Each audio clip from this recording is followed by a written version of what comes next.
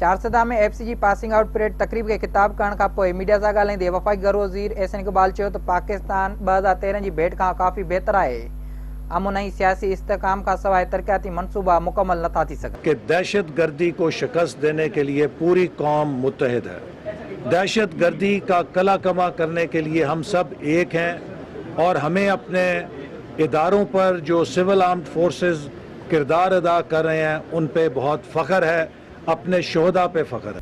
हुन जो दुनिया 4 साल अॻु पाकिस्तान के ख़तरनाक मुल्क तौर समझंदी हुई, उन वक़्तु वागुन जी मुल्क के खाईंदड़ दहशतगर्दी अॼु ख़त्म थी चुकी आहे। संदसि चवण पाकिस्तान दहशतगर्दी ख़िलाफ़ सभ खां वधीक कुर्बानी ॾिनियूं आहिनि।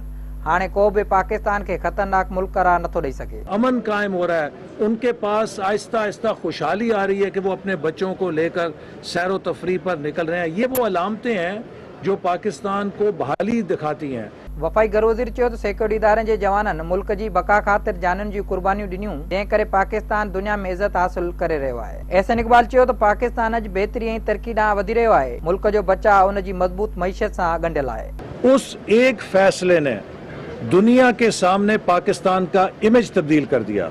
हुन चयो त पाकिस्तान तब्दील थी चुको आहे। हुकूमत जो विज़न पाकिस्तान के एशियन टाइगर बणाइणु आहे। पूरी कौम को आप पर फख्र है, आप पे नाज है।